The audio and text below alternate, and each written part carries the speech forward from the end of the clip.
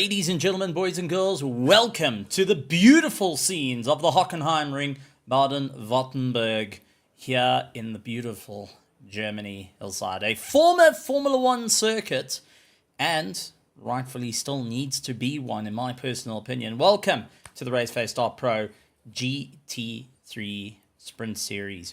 This is our pro division, and a massive, massive welcome to you all. And the first one I have to go and talk about is Alessandro going and being first to say a hello, a welcome to the drivers, as we get some beautiful shots and some remembrance of Jim Clark as well here at Hockenheim. Well, we're about to see some interesting racing against this 4.5 kilometer long circuit, with drivers looking to really test what they can do here for some incredibly great racing. Let's go down to our qualifying though and get a sense of what's happening out on the track as our drivers make their way through.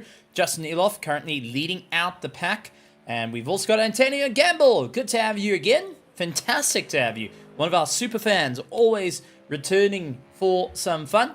I'm glad to have you here. Well, with that being said, we're going to have our qualifying session underway. They've got 10 minutes to get it done. Let's take a look at our points at the moment for our championship, give you a bit of an idea of what are we walking into. So it's Yuri Umpiswat leading out the pack for Durant Motorsport on 152 points. Justin Eloff running in second place, followed by Julian Familiaris. And suddenly my table's just disappeared. Please don't disappear. Justin Eloff looking to really go and score maximum points here for the championship, and seeing how things are going to go.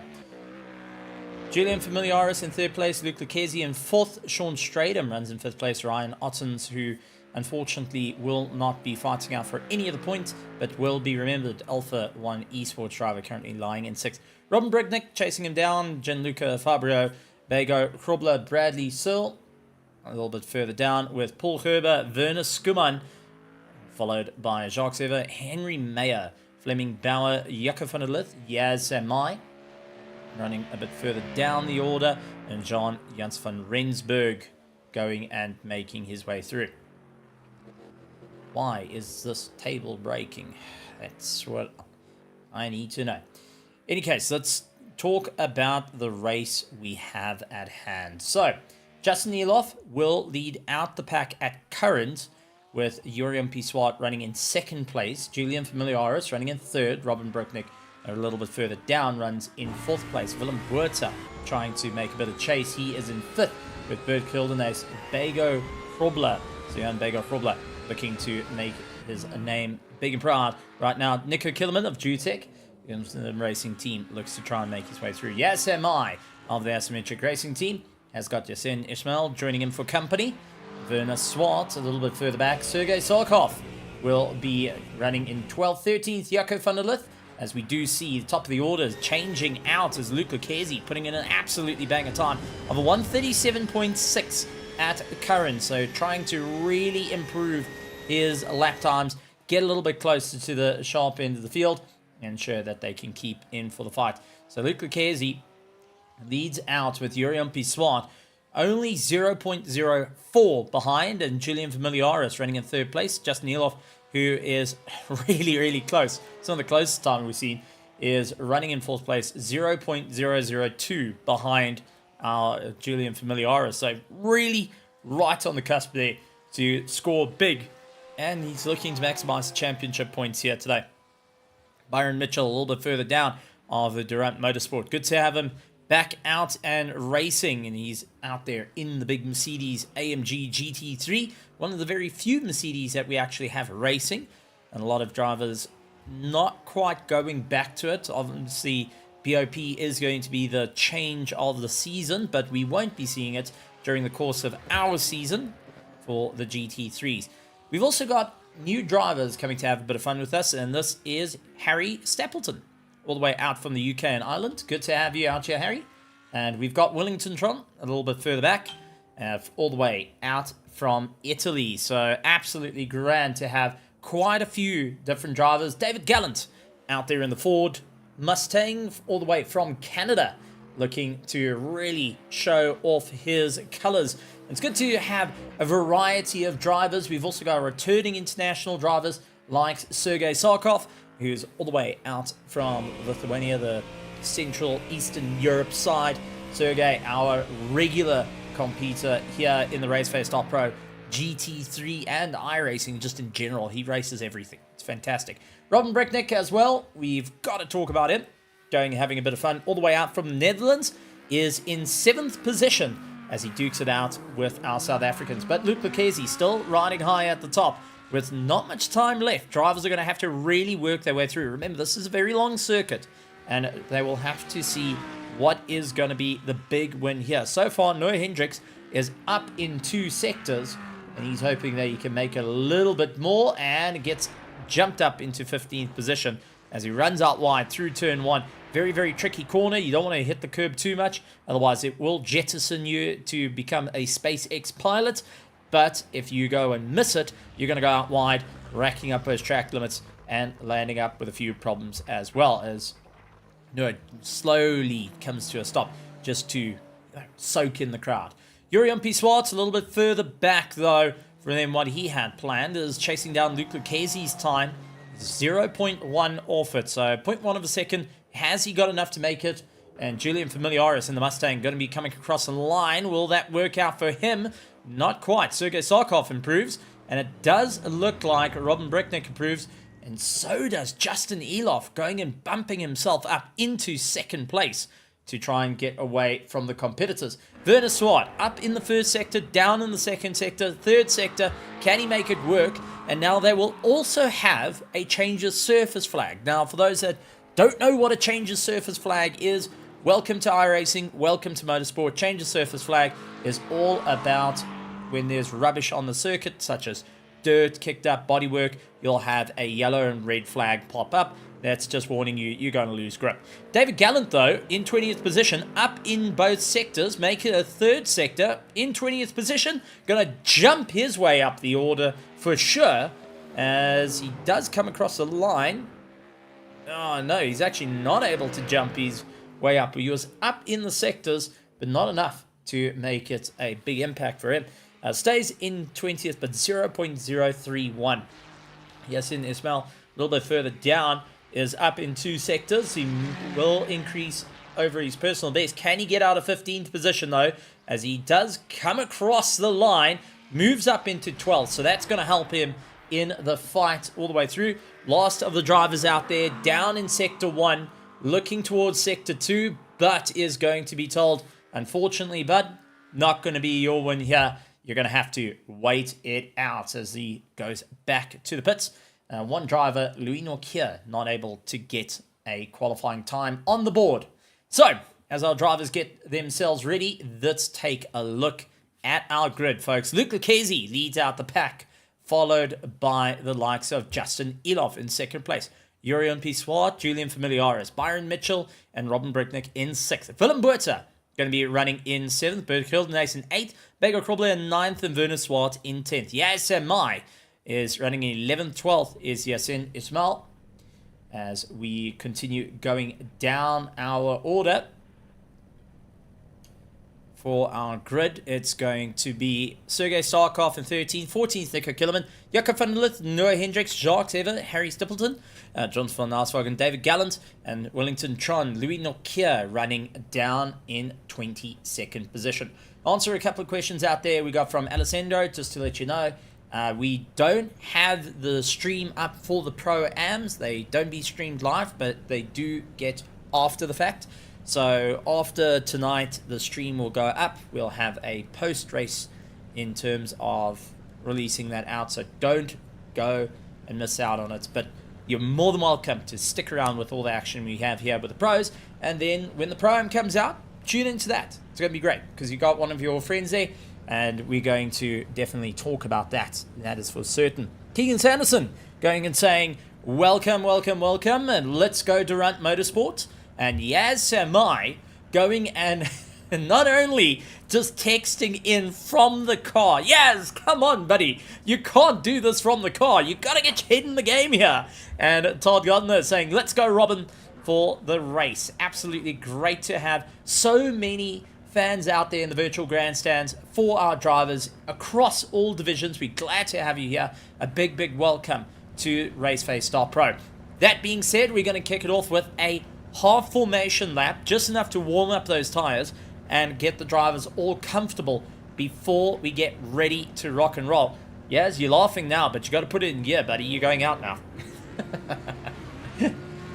Oh, man. So Luke Lucchesi leads out the pack with Justin Eloff. Will be going side by side. Yuri Swart runs in third place. Julian Familiaris will look to try and make his way through in the big Mustang.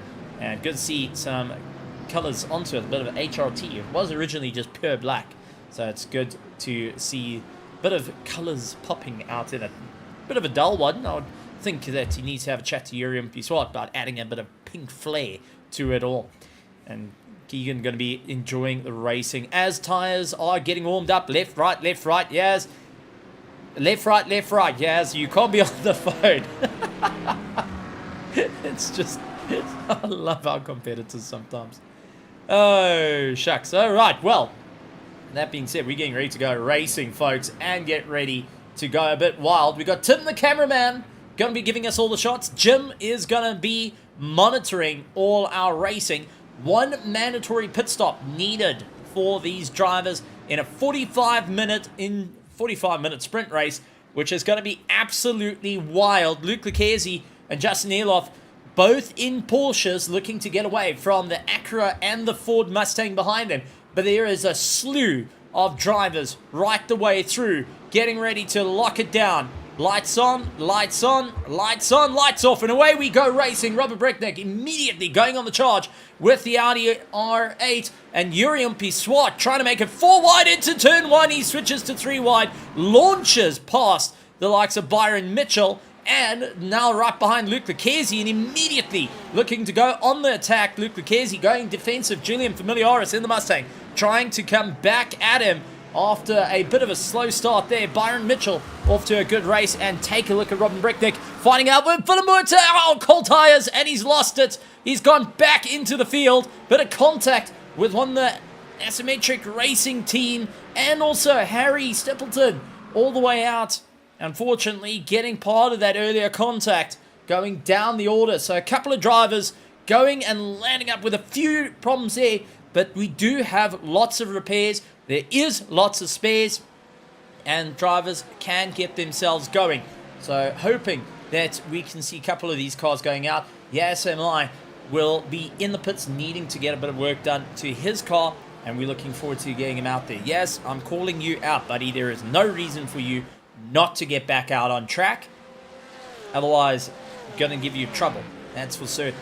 So, SMI going and landing up in that earlier contact. We've seen Julian Familiaris on the back of Yuri Swart trying to figure out how he can get by. Yuri keeping the pressure on Luke Lucchesi. A little bit further down, Bert Hildenace going and finding out with Werner Swart of the Ultra Carbon Racing team, and chasing down like the Black Panther, going to ensure he stays in for the fight here. Bego Krobler, though, is a little bit into no man's land, and unfortunately points in the wrong direction, trying to get himself going. We'll have Jaco van der Lith keeping him for company. Jaco has quite a bit of damage on his car for the Rhino utility as he looks to try and make his way through, getting into the pit lane. They can serve their first pit stop, and they can get car repairs. We have fast repairs. In other words, they can get in, fix the cars up, get back out. It's going and saying, if you're towing, though, it is 2 minutes, and that's something you've got to be well aware of. So definitely a big impact to the drive, but we do know anything can happen in racing. As you know that all too well, not to throw in the towel. Jacques Ever of the Rhino utility keeping the pressure onto the likes of Wellington Tron, the Italian, now getting a bit of South African welcome. But I think Wellington's going to try and keep it very defensive into the hairpin, and he does so beautifully. Jacques Ever trying to go for the undercut, couldn't quite get that drive, and will lose out the little bit of momentum on the way through. Wellington Tron going and doing everything he can to fight it out. And a little bit further up the road, we have got David Gallant going and keeping the pressure on Nico Killerman as they make their way around the circuit with McLaren, just trying to break away from the Ford Mustang's power. Now, the Ford has got some tremendous straight line to make it work, and carry a lot of momentum through. But the understeer towards the end does become a little bit more of a hindrance to those. Noah Hendricks feeling the pressure from the likes of Sergei Sarkov, and he's lost it.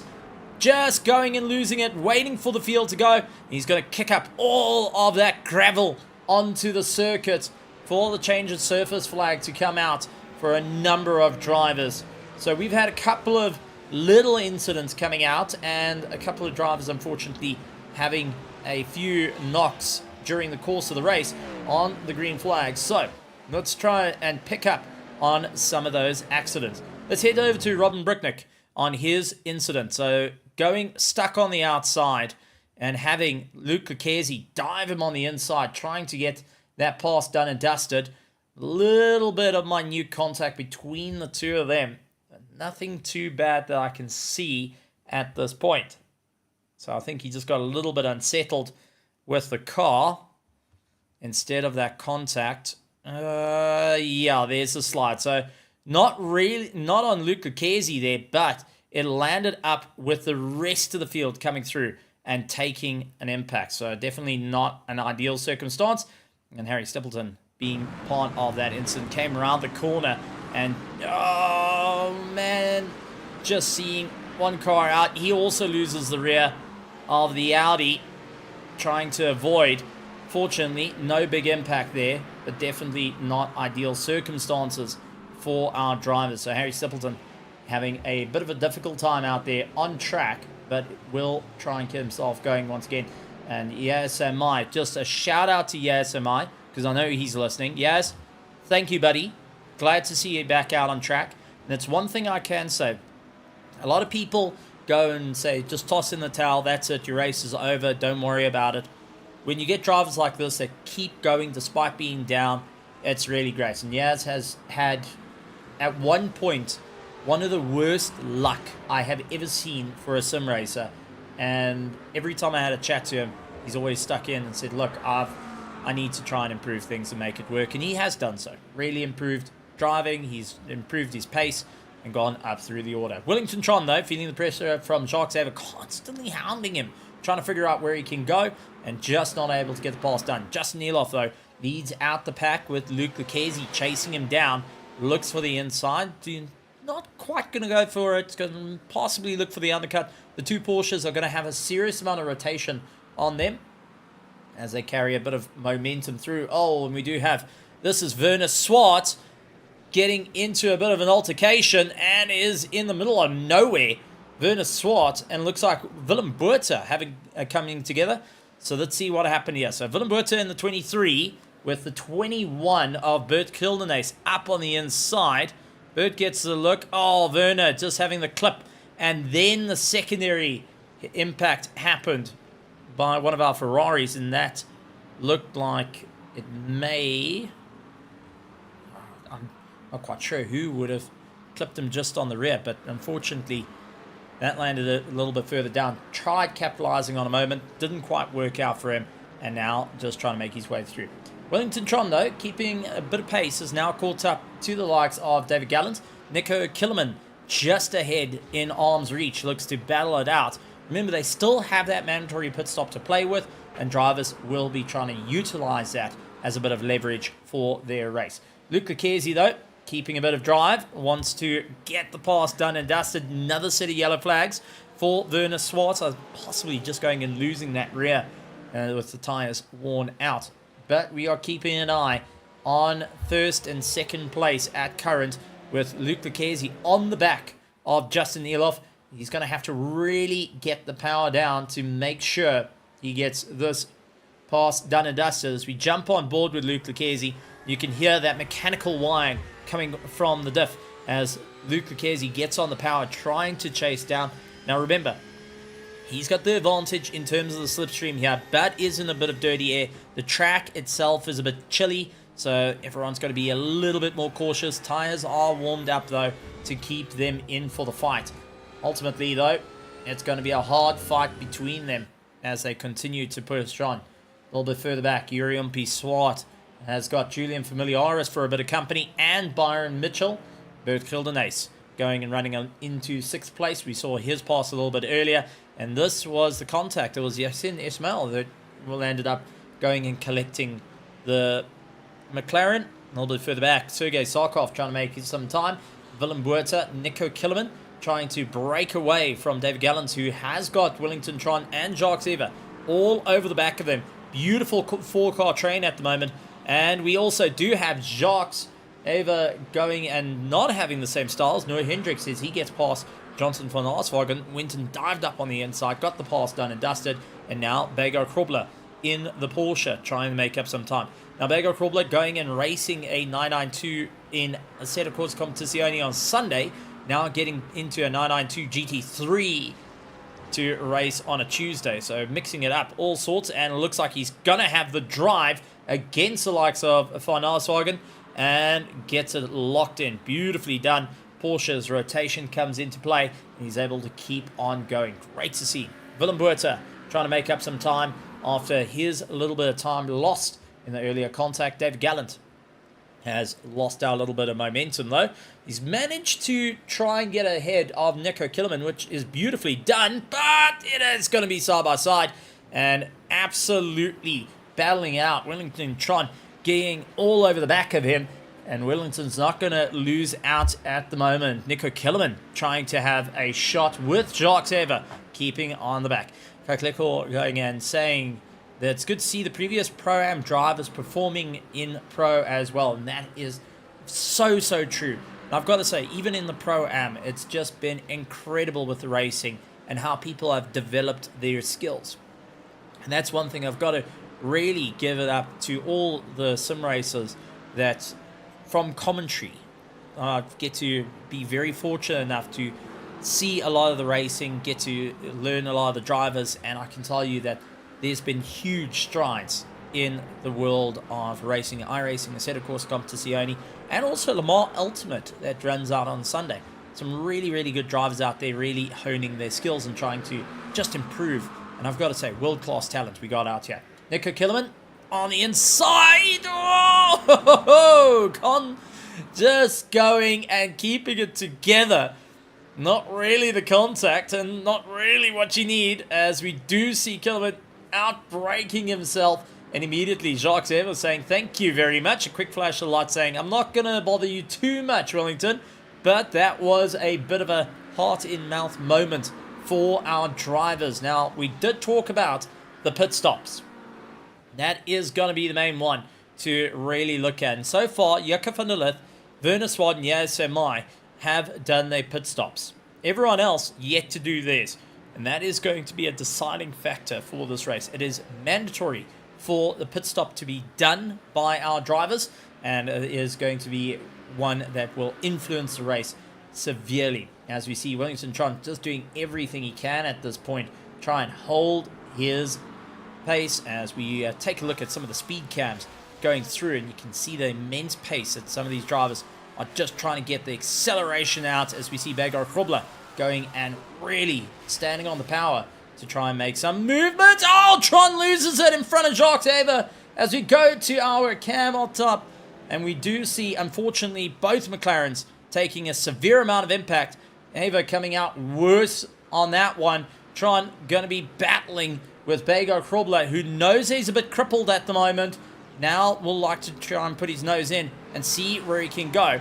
Absolutely a huge race between them all. And this is going to be a bit of a wild one. But Bego Krobler has an opportunity, seeing Tron going and landing up with a bit of contact. So Jacques Eva going to get himself into the pits. Now the team has been radioed in. They've got a lot of spares to play with here to make it work for them. But how is this going to influence these races? Because the pit stop is now changed severely for him instead of going a little bit longer the race. Does look like Tron going and driving through a lot of the problems. And you can immediately see that top end is not doing him any favors. Bego Krobler lining him up, trying to go around, looking for the inside line. Is he going to be able to hook it? As we do see late braking and immediately getting it all done and dusted. Wellington Tron, though, does have a comeback at him, but unfortunately not having that top end is definitely starting to hurt the drive all the way through. So a couple of drivers really seeing where they can go here. How far can they push the cars? And little mistakes starting to come through. In this type of race, though, with a bit of gravel on the track, and just requires a little bit of gravel, because you will end up picking that up on your tire. You'll carry it for going on for half a second, and unfortunately that takes an immense amount of grip out underneath you, and unfortunately mistakes like that become so brutal when the race. Oh, a little bit of running out wide. Both drivers, Justin Eloff and Luke Lucchese, are going to be ruling that one for sure, because remember, they have to go and try and keep away from the amount of X's that will land up giving drive-through penalties. So we need to bear that in mind. We may see drive-throughs coming through during the course of this race, as we do see Yasin Ismail keeping ahead of Sergei Sarkov, who's in the stealth Ford Mustang GT3, and they got Willem Buerta keeping them for company. Willem Buerta, no stranger to close racing at all. My first ever drive against Willem Buerta was actually in the 991 Porsche Cup sim racing and iRacing for a South African league here. He is an absolute fighter. Also, knowing how to compete, he knows how to handle the pressure, knows how to handle the heat coming from the life of doing DAC cars in the fight. Sergei Sarkov, don't take anything away from him as well. Competes in a various amount of races and here in iRacing. Been fortunate to go and race against him with some of our major events. Our best one I've got to point out was Daytona, where he landed up to do a three-car pass heading on to Daytona's oval around the outside. It was brilliant to see him get it done and dusted. Well, not quite like that into the dirt, though. I think I got to change away from him before he lands into the muck and dirt. So really good to see the drivers going and fighting it out. It is incredible. And Kakloko, we're looking forward to seeing you returning to the circuit. You've been incredible on your driving and learning, which we're really, really looking forward to seeing you back behind the wheel here at Raceface.Pro. You're always welcome to come and join us in our various races, BMW M2 supercars and our GT3s, which going forward is going to be the main thing. So the bi-weekly looks like we're changing things out, but the GT3s will be the staple here in the world of iRacing for our entire season. So always great to see. Sergei Sarkov, though, and Willem Buerta fight it out. Willem Buerta utilizing that slipstream, trying to power his way through. This is going to give a little bit of leeway to Yasin Ismail, who doesn't have to worry about his mirrors too much, seeing that the others are in a fight behind him, and he can concentrate going forward. Nico Killerman, on the other hand, will be battling to keep Noah Hendricks at bay. Beggar Krobler trying to do everything he can. Some Wellington Tron going and seeing Johnson van Arswagen side by side. The Jutech Sim Racing going and fighting it out against the Italian of Wellington Tron at the moment. And that is going and helping out a couple of drivers. And Yaz Samai being one of those. Now remember, Yaz was part of an earlier incident. He has got Jacques Ever keeping him for company. They are fighting it out for overall position. So Jacques is going to try and get past Yaz Samai. Not going to be able to do it while they're watching the cars ahead of them. So Van Arswagen going and doing everything he can. Yaz Samai trying to defend against Jacques Ever and seeing that these two are fighting it out. It's a 4-horse train. Now, they are in 2 separate races right now, with the likes of Van Arswagen and Tron keeping in a race between each other, and they've essentially got back markers that have gone into the fray as well, as we do see Yaz Samai now caught up behind Van Arswagen. That's going to help the likes of Jacques Ever to get into the fight, who is desperate to get past Tron. They are going to go side by side on the way through into turn 1. Very brave, and Ava just clipping that curb on the way through, as he does second guess it though, and it is just turning into a bit of a wild fight between them. And Jacques just giving that quick flash saying, come on guys, come on, I need a little bit of room here to get the momentum going. You cannot go and hold me back this far at the moment. Noah Hendricks fighting it out with Nico Killerman just ahead of him. Nico gonna have some pressure as Noah Hendricks dives up on the inside, late on the anchors. Can he swing the Ferrari through? Outbraked himself. Nico Killerman comes past, and it looks like Beggar Krobler getting that pass as well, as we do see Werner Swart, who is making his way through, and Beggar Krobler will be happy on that one. Noah Hendricks, though, not too happy on the send not working, but braking far too late to carry that extra bit of momentum through and lost out the run. So he's going to have to now work a little bit harder, but those tires starting to feel the wear and tear. Back up to our top running order, though. Justin Eloff keeping ahead of Luke Lucchesi. These two have been constantly 0.2 of a second between one another, and I do think Justin Eloff is starting to feel that pressure a little bit more. Windscreen wipers turning on for Luke Lucchesi, waving to the crowd, and Luke going and just giving a little bit of a wave to the family tuning in, the Lucchesi family, going in, seeing the windscreen wiper. Hi mom, hi dad, all here, as they go and see him running in second place at current. And I think it was also a fair warning to the likes of Justin Eloff that I'm going to come for you. Don't go and close your eyes for one single moment. Beggar Krobler lining up against Nico Killerman. Going to go for the inside line. Can he make it work, though? Late on the anchors. Gets a pass done and dusted. Killerman's going to try and go for the undercut, though. And immediately seeing the pressure, Noah Hendricks onto the back of him to stay on the power all the way through. As the track warms up, the sun starting to rise a bit more, reflection starting to become a little bit more of a problem. And after the graphical update that iRacing has done, that sun is absolutely nightmare to contend with. The reflections, beautiful. The sun, beautiful, except when it's in your eyes. And the drivers trying to find their brake markers, like into the hairpin there. And a bit of a standing on the anchors for the likes of Nico Killerman, Beggar Krobler, and Noah Hendricks on their way through. And right behind them is Johnson van Arswagen, who is still keeping ahead of Wellington Tron, who is got the likes of Yasmai in the middle of them. Jacques Ava a little bit further down out of that pack, trying to catch up. Once again, there is two different races happening right there. Great to see the drivers still pushing on. Bit of debris on the outside through the corner. That left-hander, you can immediately see cars going and losing that little bit of grip. Willem Buerta keeping the pressure on Yasin Ismail at the moment, and he has got Sergei Sarkov all over the back of him. Now, if I remember, Yasin was actually part of the Pandacity team at one point during iRacing. So, to confirm if he's still there with the Pandacity team, I do think so, though, as Sergei Sarkov getting a lot of run, will look to try and keep the pressure on the back of Willem Buerta with that Mustang, absolutely hunting him down, utilizing forward power to try and make that little bit of movement forward during the course of this race, and it's not going to be an easy time here as they fight their way through. Johnson van Arswagen pulls into the pits, though. He's starting to get his pit stops done and dusted as time starts to tick over. We're in 20 minutes of the race completed, and drivers will start to now consider when are they going to get into the pits, how are they going to get into the pits, what needs to be done. Are they going to change tires? Are they just going to go for refuel? What's going to be the plan here? If you don't swap tires, you're going to be on your old tires, but you're going to have heat, which means you're going to have the advantage of getting out and get going.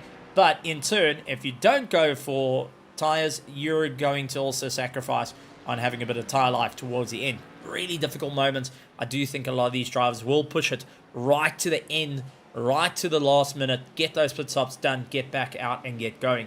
As we see Willem Buerta keeping the pressure on Yasin Ismail. This is a fight for 7th position, and immediately Willem Buerta going and touching the dirt there, trying to carry as much momentum as possible. Can see the marbles building up on the right-hand side as the drivers come through, and absolutely standing on the gas as we do go on board with Yasin, trying to go and make his way through the corners.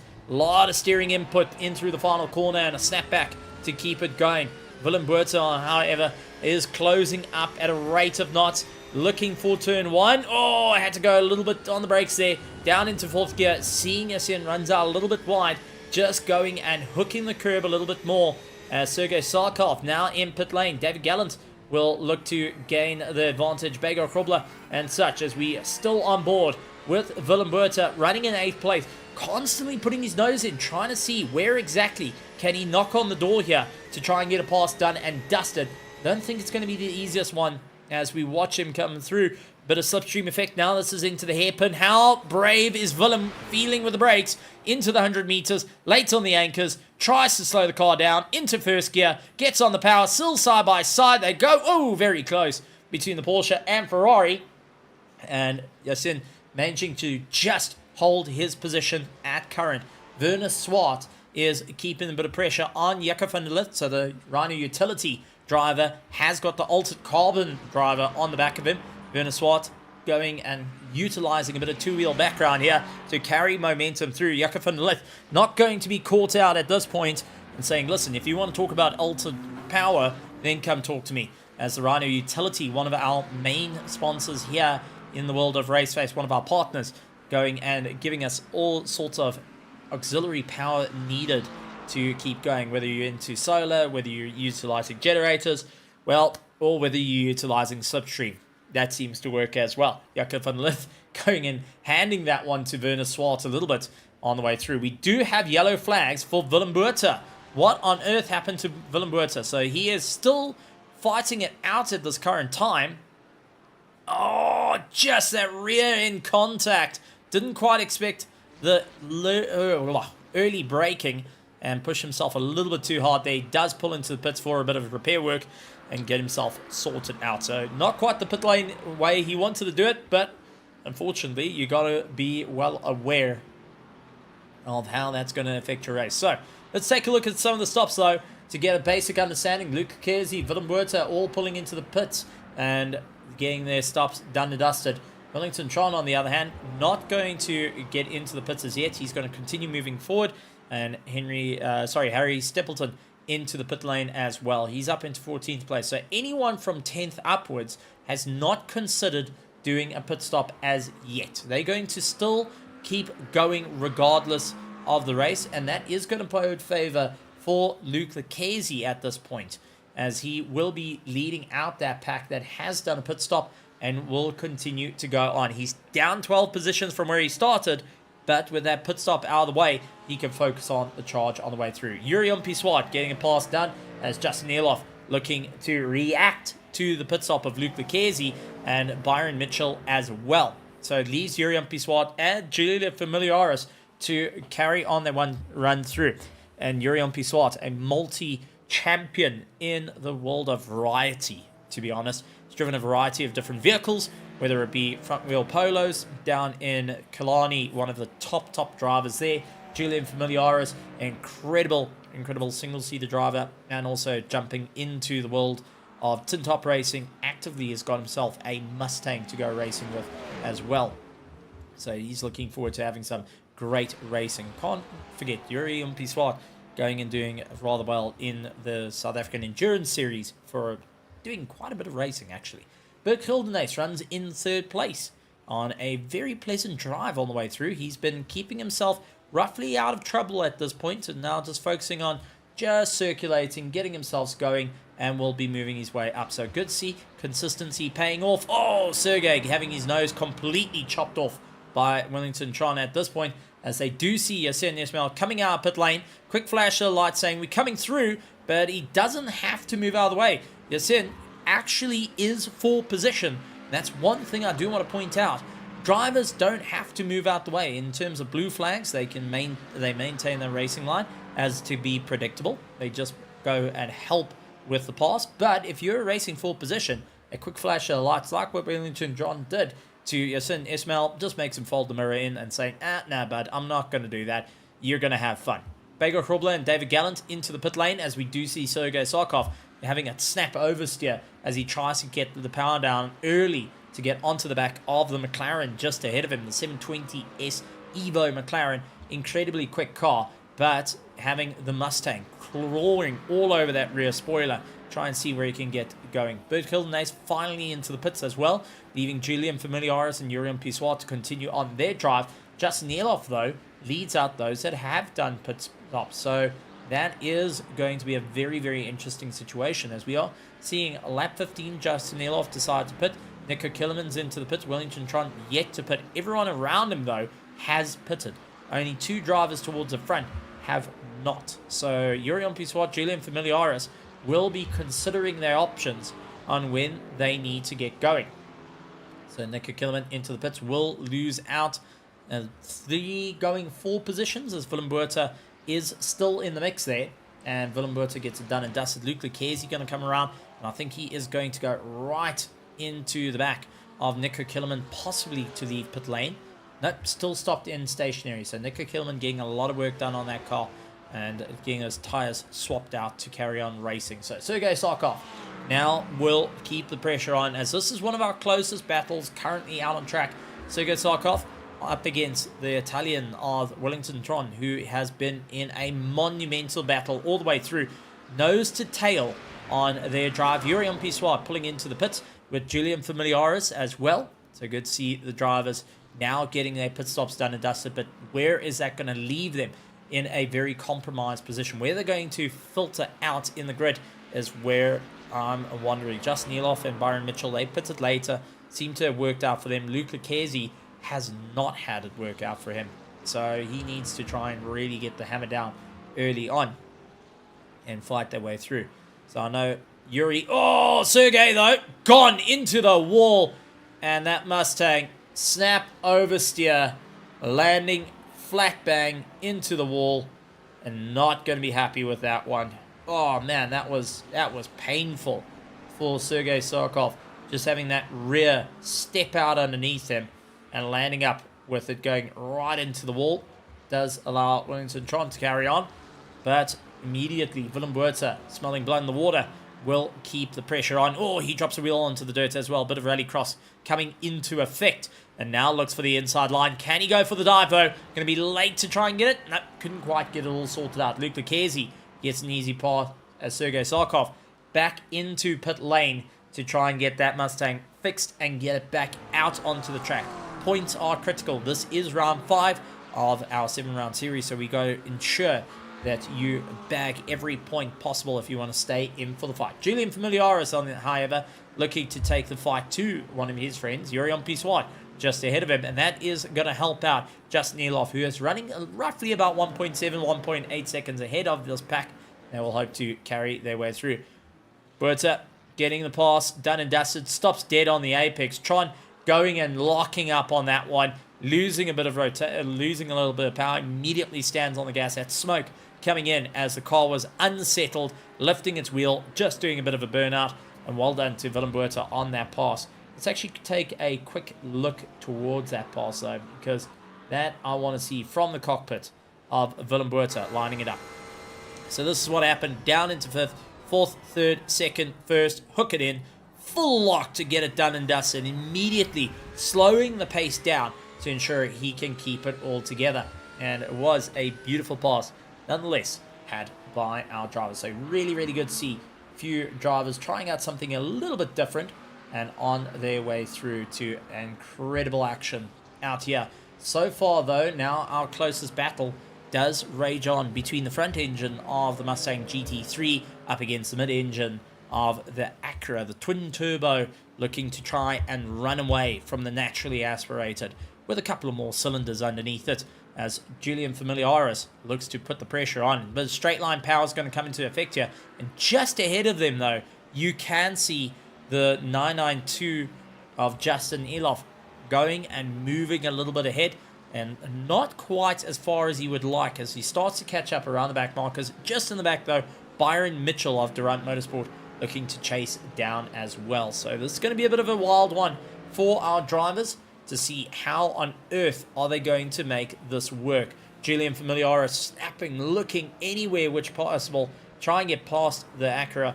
That seems to be a little bit more settled through the corners. Naturally, it has got great rotation, but if you do bring the turbos down, you land up going and having no torque out of the corners. That's where the Mustang does make up for that loss of mid-corner rotation. So it's a bit of a battling of wits here between the two of them as Julian Familiaris, trying to keep into the toe, will look to keep right onto the back of him. We jump on board.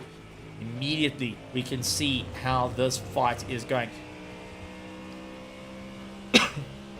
Take a look at our sectors, though, and immediately you can see Julian Familiaris up in Sector 1 and Sector 2 on that last lap. Sector 3 was down by 0.2, so he is keeping it close. He was down on the likes of Yuri on Pissoir ahead of him by 0.1, and Byron Mitchell off the back of him is also running a little bit slower than planned as they try and keep a bit of momentum. It's going to be late on the anchors, heading towards Sector 2. He's hoping to get it done at us, and Justin Eloff a little bit ahead, running into a bit of a problem as he does run into Harry Stippleton, who just avoids trying to keep himself going. And sorry, it's not Harry Stippleton, that was that might have been the likes of David Gallant, who was getting caught out there in the Mustang. Yep, it was David Gallant who got caught out. So unfortunately, a couple of drivers going and having a tough time out there. Gallant, quick flash of the light saying, hey, listen, that was a little bit close. Not as close as what Urion P. Swart and Julian Familiaris are going to do. So as soon as that door opens, they're going to go and get 2 cars through. And that, unfortunately, is going to have David Gallant in a bit of a rough situation at the moment. So he tries to keep himself all together. He slowed up a little bit to allow both cars to go. Did catch out the likes of Urion P. Swart on that pass. He will have to then continue on the drive. So not wanting to lose out too much time, they landed up having a bit of a difficult way to get round. So a couple of drivers needing to have a bit of work, as Harry Stippleton unfortunately having an accident. What happened to Harry? Oh, the Mobile 1 coloured all the way going Audi R8. Oh, just losing that traction on the curb. He's able to save it. Oh, right in front of the pack. Managing to keep going. So really, really well done on a beautiful save, but not quite the way he wanted it to have happen. And Yasemai landing up with a problem as well. Yellow flags coming up for him. So Yasemai was keeping pressure on the 21. Oh, just outbraked himself. Completely outbraked himself into the dirt.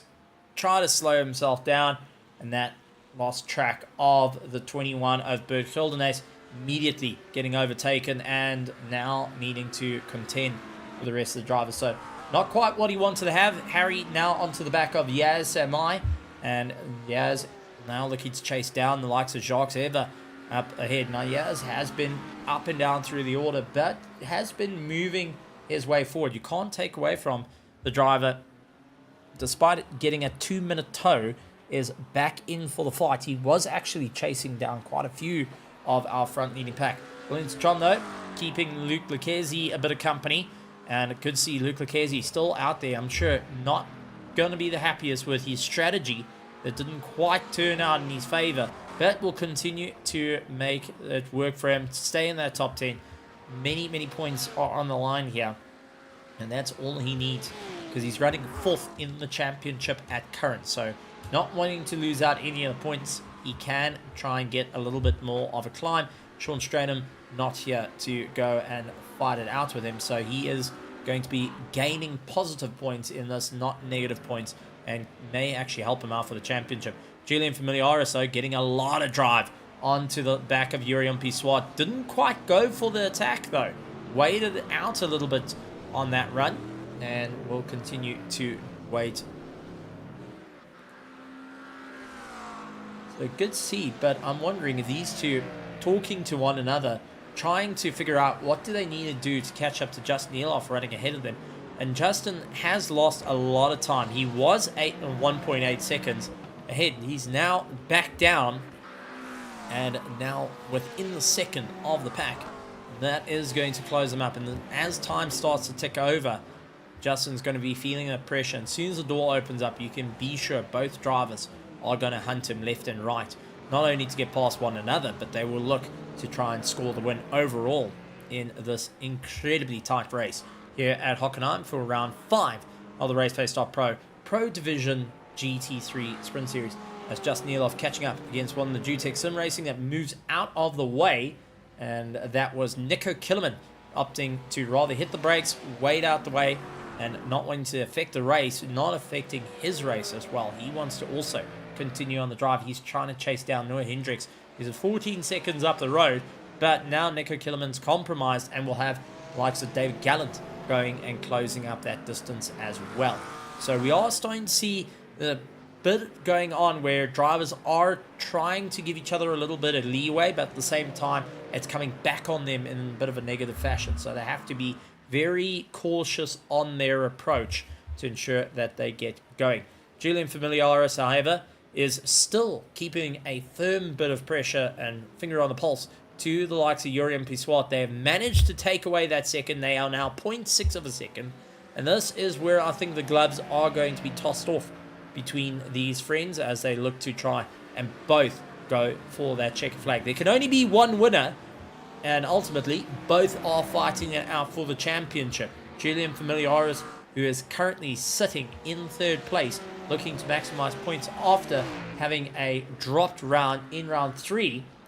He's on 133 points. Justin Nieloff, who's running in first, is in second in the championship on 144 points, and 152 points is Yurion Biswat. Immediately, you can see the attack starting to happen now, going over and over as Julian Familiaris is hunting down. He knows that Yuri is starting to feel the pressure, and I've got a funny feeling that Yuri has got Mr. Swart going and standing above him saying, listen, buddy, you best get going at this point. You can't lose out to the likes of Familiaris and Justin Nieloff. And all that's little fight, little argument that they managed to have is given a little bit of breathing room for Justin Nieloff just to take a breath at this moment and continue on the race as it gets taken away from him instantly as the two slipstream each other, looking to make up some ground. So this is our closest fight currently on circuit. Everyone's a little bit more wide open. Byron Mitchell running in 4th place, Bert Kildenace in 5th, Yasin Ismail, Willem Buerta, followed by Luke Lucchesi, Wellington Tron, Werner Swart, Jakob van Lith, Sergei Sarkov, John van Arswagen, along with Beggar Krobler, Noah Hendricks, Nico Killerman, David Gallant, Jacques Samai, Jacques Eva, Yaz Samai, and Harry Stippleton going and rounding out the pack as Harry landing up in pit lane yet again, so getting some work done to his car as he tries to get going. Werner Swart, however, now putting the pressure on Wellington Tron, going to go side by side. Both drivers having incredible drive out of turn 1, but what does that mean for turn 2 though? And it's the Altered Carbon having to take to the sausage curb, gets a loss of grip, swaps around, and now looks to try and fight it out. 0.5 between them as they get going, and it does look like Wellington Tron going to drag race him down towards... gonna be close, late on the anchors, and it looks like Werner Swart just keeping ahead of Wellington Tron, who tries to come back underneath him, couldn't quite do it, and we'll continue on. Our top 3 now into a great little tow of one another, 0.6 of a second separating 1st and 2nd place. We also have the likes of Yasin Ismail going and fighting against the likes of Willem Buerta. Good to see these guys absolutely hammer and tongs at one another as the race is coming towards its closing. 5 minutes to go. Everyone now turning up the dial to 11. The fear of losing out is there. And ultimately, drivers are going to push that little bit more.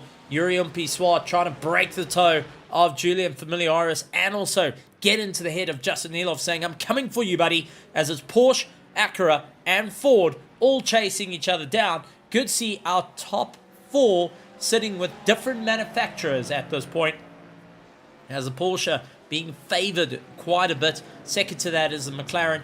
Third to that is the Ford.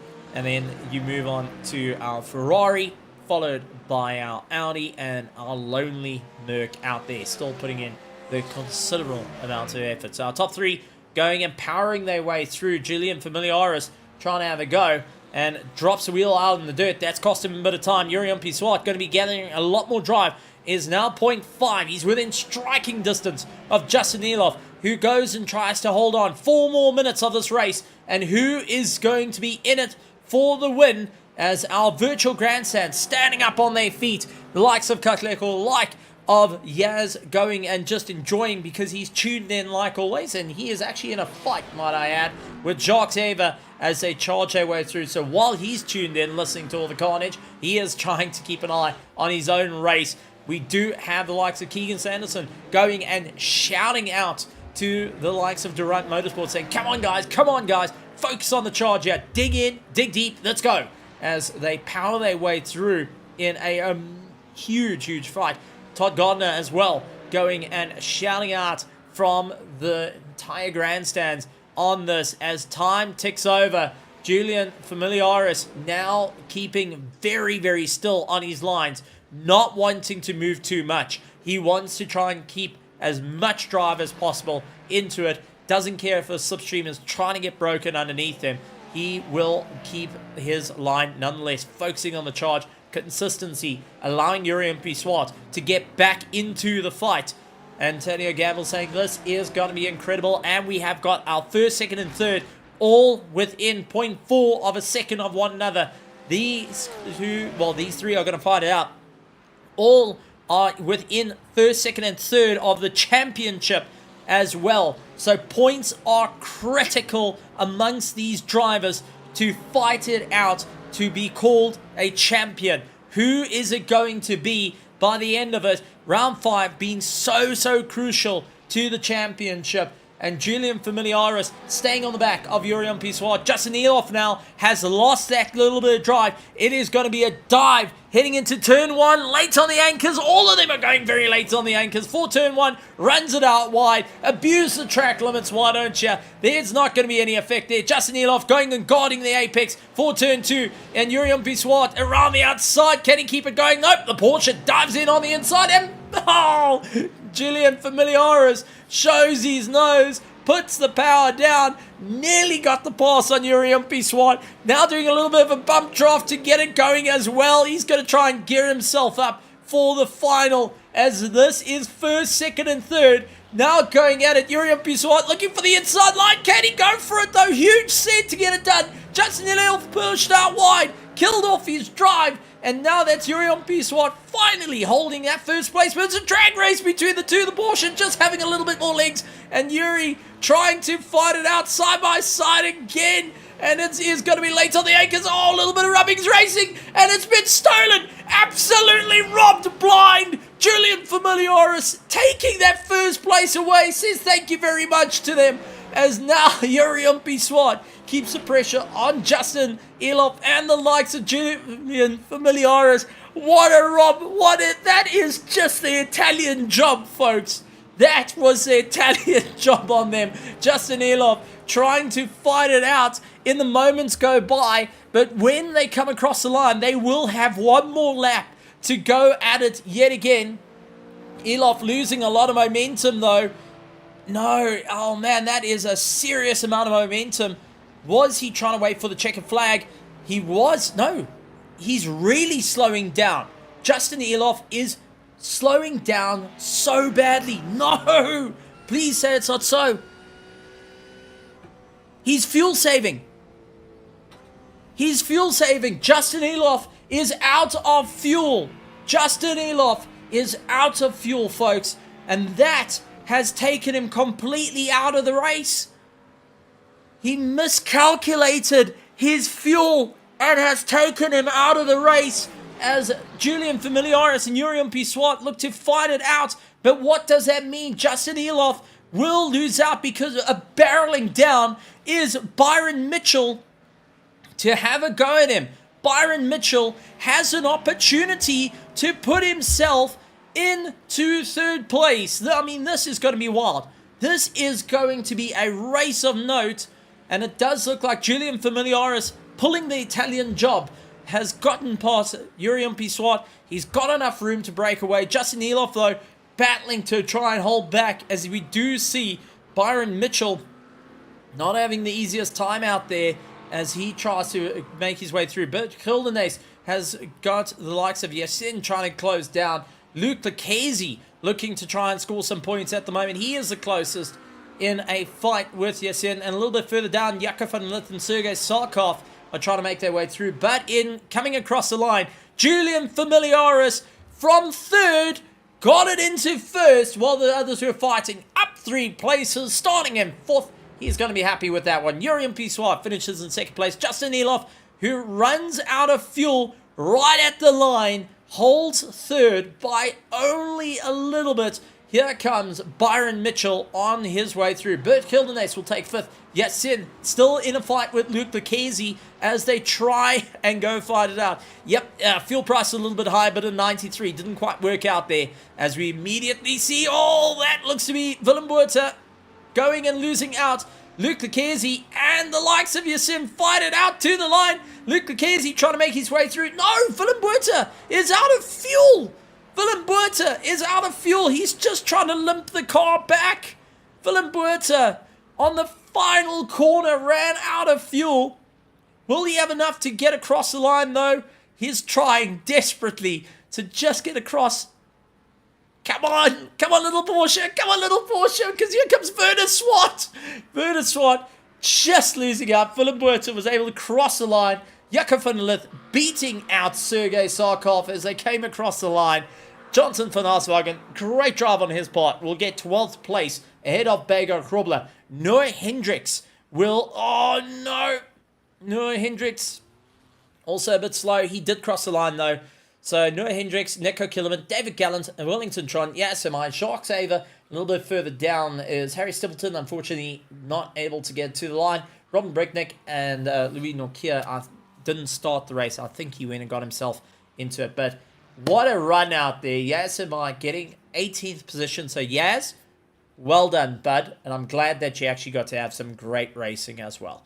So always great to see some great racing out there. But unfortunately, Lady Luck wasn't on your side this time. Doesn't mean that it won't be on your side next time. I do think we're in for some amazing racing here, folks. I mean, this was absolutely wild for round 5 here at Hockenheim for the championship.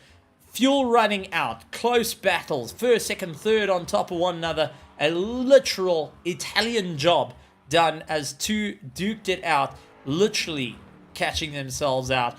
And wow, oh wow, just where to start, where to talk about what incredible racing we had here.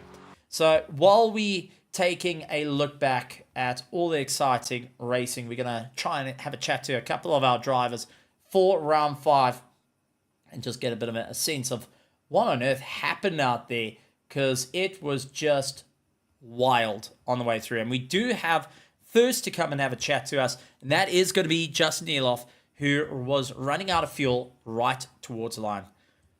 Justin, welcome to the commentary box. What a race for you, though. Fighting it out for first place, left, right, and center. It was pressure, start to finish by the whole run of it. Eventually going and battling it out. Unfortunately, the Italian job pulled on you by Julian Familiaris. But let's talk about the elephant in the room. 93 unleaded. Yeah, it's unfortunate. I feel like if I had like 2 or 3 liters more fuel, I could probably have just won the race. But yeah, I like 3 or 4 laps to go, I realized that I don't have enough fuel. So I just had to like start lifting and coasting a bit. I tried to defend against Julian in the last lap and a half with like just lifting and trying to be on the inside.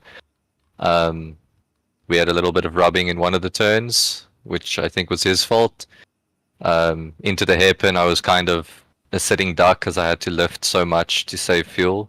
And then in the other turn, I just outbroke myself, and I think I might have cost Julian the win there. So I'll apologize to him sometime, but well, yeah, it was actually Yuri Umpi Swart and you that had a little bit of a going, the Honda going and rubbing. Yeah. Julian was in the Mustang. Sorry, I mixed them up. Yuri and Julian, good. yeah. It's all good.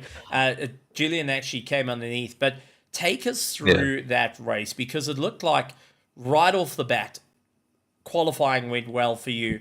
The start went well for you. You got that bit of momentum. What was the game plan for your pit stop? Was it try and get it early done?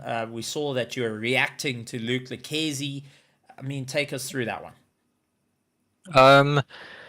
Well, Luke and me were running very similar setups, I think. And both of us, like the tires just started going off on the Porsches. Like the rears on mine were completely gone. Like the last sector, I was losing like half a tenth almost every lap at that point. And we were like barely past halfway. So when I saw Luke diving in, I thought to myself, yeah, this is a pretty good time to also get rid of my old tires. But I feel like the pit crew put on old tires as well, because on the new set I just never found pace again. The car was just undrivable. My whole second stint was very difficult. Well, it was definitely one to watch that had the entire grandstand standing on their feet. I mean, incredible racing. Despite it all, the little bit of paint rub that came through, it looked like you guys kept it all together, showing off what the pros can do. With that being said, is there anything you'd like to say to our amazing partners here at Raceface.Pro, also to all the drivers and teams out there, and the most important part of them all, and I think you agree with me, the absolute petrol heads that lined the grandstands in the virtual grandstands here, cheering on, watching the racing, and just going wild. I mean, yeah, thanks to everybody watching. Thanks to you guys for organizing it all. It's a very fun league. And I do wish more people just took it for what it is, as a nice, fun league to have a good time with a few South Africans. Try not to take it too seriously and just enjoy it. So I hope more people come back and more people just partake. You don't have to try hard, practice all week just to do well. Just, show up, have some fun, and the pace will come. That's it. Absolutely great. Justin Nieloff, congratulations on the 3rd place. Narrowly holding on to it by Byron Mitchell closing on you. That one got a bit close there, but still. At least I got the P3. That's it, and it carries the points over because your worst round was round 2, and round 3 you managed to get a 3rd. You'll be dropping that one, but managing to still lock in the points, still holding that 2nd place. Let's see how it goes for the future races. Yeah, cool. Thanks. Absolutely great stuff. Justin Nieloff coming and having a chat to us. Yuri Swart giving a bit of a tick and saying that was a good race for him, and what a stunning race it was. Fortunately, we don't seem to have Julian Familiaris and Yuri Swart to have a chat to, which is a bit unfortunate, but that being said, I think they're going back through the race, catching a breath after some amazing racing, which don't blame any of our drivers on their exciting race here at Raceface.Pro. What a race it has been, folks, and I hope that you have enjoyed all the action as much as I had, because man, oh man, I got seriously loud. Oh, talking about that, we actually do have Yuri Swart to come and have a chat to. Let me quickly bring him up. Yuri Swart, welcome to the commentary box. Glad to have you. And wow, let's talk about the race there, because that was wild, where it was a 3-way fight for the lead into the last. Little bit of rubbing and racing came into it, but ultimately, man, oh man, that must put a smile on your face. Yeah, no, that was seriously epic. Yeah, sorry, I came in a bit delayed there. I was actually watching it on the stream. But no, Flip, that was an awesome dice. I am dripping with sweat. I really gave everything to try and catch Justin at the end. Julian was definitely the quicker of the 3, so it was very difficult for me, because if one mistake and he was through, and then I knew that I had no chance. And in the end, it paid off for him anyway. But he let me do all the dirty work, and then he just paved his way through. But no, all in all, no, it was good racing with Justin. I think on the start of the last lap, I just took the off track in turn 1. Had to put him under pressure. I think turn 2, I crept in on him a little bit, and we touched and I ran wide. Then the hairpin, I went for a late dummy and fortunately stopped it. I thought that was going to be the end of both of our races. But hey, you got to send it. There's no prizes. Well, there's prizes for second, but you know what I mean. And yeah, just a lack of dice. Then I think towards the next corner, I broke a bit later than Justin. I think he lifted off the brake a bit to try and get next to me, and then I just lost the grip on the front. But obviously Justin, being a gentleman he is, I checked, I think he lifted off next to me to give the position back. But then I think he ran out of fuel anyway, so I'm not sure what happened at the end there, did he say? He ran out of fuel, unfortunately. So I did all that for nothing. the 93 got to him. There was a couple of other drivers. Willem Buerta was also one that ran out. But, I mean, the racing being had, the difference in it, it looked like the Porsche in some sectors had you dead to rights, the Mustang had you dead to rights, the Acura having a good portion of the race. It seemed like, depending on where you were, sector 1, 2, and 3, each car had an advantage. Where did you feel your advantage came into play with the twin-turbo Acura? To be honest, the car was very, very loose on this track. The almost awkward thing for me is the car was in any corner where I could actually be in the right gear, because the car's gear ratios were very awkward. I couldn't get up, because second gear would always be out of the turbo power band, and first gear would just light the rear up all the time. And then if I went to the other gear stack on the setup, it would just be dead, like everywhere. So it was super awkward to keep the tires in check. As soon as I would push, then I could feel the rear starting to go. And I don't know if you saw, towards the end, I caught Justin, and then I lost him again because I had a big snap when I shifted down. I had to shift down mid-corner just to get the revs up so I could get out the corners. So Yeah, it was a very awkward one, but I still said last week I think I was going to struggle here.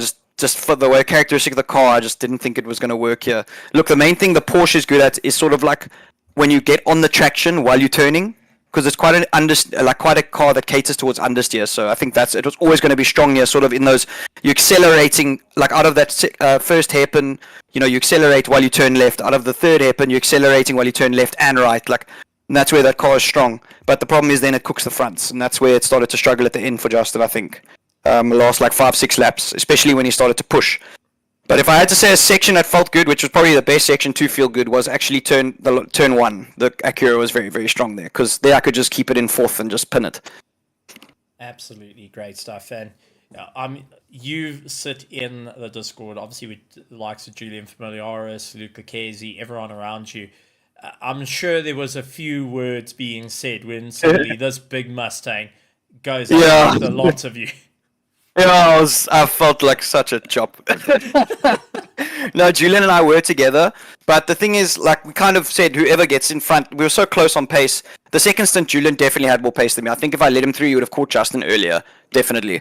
But the thing is, Julian's such a gentleman, and Justin's a hard racer. I don't know if Julian would have sent it. You know what I mean? He doesn't really send it. And the Mustang, the problem is, you can't send it because it's so heavy. It doesn't give you that manipulation. Like if you want to dive him into the hairpin, the thing won't dance on its nose like the Acura. So I think that to make an overtake in that car is very tough unless you can get pure grunt down the straight and a good exit on a track like this. So I think he made the right call. He just played the long game. He knows I'm aggressive. He knows Justin's aggressive. So I think he knew either way he was going to gain a position if we diced. So he made the right call. Well, it keeps your hopes alive. All three of you fighting it out for the championship. What's the game plan heading into the end of the championship? To be honest, just to have races like that, but not come second in them. Try and win them. That's about it. What is the next track? Is it Flip? Is it Long Beach or what is it? Long Beach Street Circuit. Yeah, I think I'll be alright there with my little go-kart. Let's see. Absolutely. I don't think the Mustang even fits on that track, but we'll check. We'll see how the walls go in it. But it is America, so they do cater for that's true. Oversized vehicles. That being said, though, before I let you go, anything you would like to say to our amazing partners here at Raceface.Pro, to all the drivers and teams that are out there, and also, most importantly, and I think you agree, everyone in the virtual grandstands that have been cheering on throughout this race. I know for sure. Look, obviously, same story, different week. Really, really chuffed to be a part of this. And yeah, to the people watching, I'm sure they were treated to something they didn't expect tonight. So hopefully we can have more races like that. Look, a track like this does induce good racing. So maybe we should take that going forward and try and really include more Grand Prix style circuits. I think they really do lean to this good racing. I think the cars are very equal on them too, because there's all sorts of corners. And yeah, all in all, just thanks to everybody again. Super, super awesome. That was one of my favorite races I've done in a very long time. So, and yeah, just also a big shout out to Luke Lucchesi as well for giving up the race for us. He definitely was the fastest car on track today. So shout out to him for deciding not to compete for the second half of the race. Oh, the dig. I love it. Absolutely love it. Well, thank you very much for joining us, Yuri, and phenomenal racing out there. Great to see that you had a lot of fun. Look forward to seeing how the rest of the championship goes for you. And shout out to your dad, because I know he was also going and tuning in to watch in for all the fun. Yeah. No, bless him. No, all good. Thanks, Stephen. Yuri Swart coming in, having a chat. Always beautiful to have a chat to the drivers, especially after that, and getting a bit of an understanding of how the race went for them. Well, ladies and gentlemen, boys and girls, that does bring us to the end of our show. Unfortunately, we're going to have to say a bid you farewell for some phenomenal action here at Hockenheim for round 5. Round 6, as you heard, in 2 weeks' time, we'll be heading over to Long Beach. Next week, we will be coming back with our BMW M2s versus Gen 3 supercar. So don't miss out on that. That's going to be some incredible racing. Fix it up the whole way around. That being said, though, don't go anywhere. On Wednesday, we do have round 7 of our GT3 Sprint Series.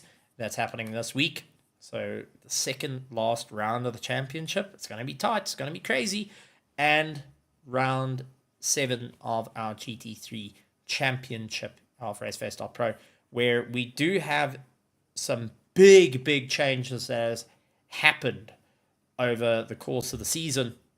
And literally news dropped tonight on what's gone on for the championship. And the only way you're going to find out is by watching tomorrow night and on Thursday, 8:10. So make sure you hit that subscribe button, hit that bell notification icon. Let us know what was your favorite part of the race. And don't be like me and say everything, because everything was just awesome. And we can't wait to see how it's going to work out. So ladies and gentlemen, boys and girls, thank you so much for joining us here at Raceface.Pro. Thank you on behalf of all the iRacers as well. On behalf of Raceface.Pro and THT Productions, we'd like to wish all those that are racing in the Sebring 12 hour on the 22nd of March a really good luck. Enjoy, have fun racing GTP, LMP2, or GT3, whatever you've picked your poison on. And look forward to seeing you guys out on track, bringing home the gold here to South Africa. And if you pick the GTP, good luck. Seriously, good luck. I don't think you're going to have fun. But ladies and gentlemen, boys and girls, thank you so much for joining us. And we'll see you next time right here at Raceface.Pro. And like always, a good morning, good afternoon, good evening, and good night, everybody.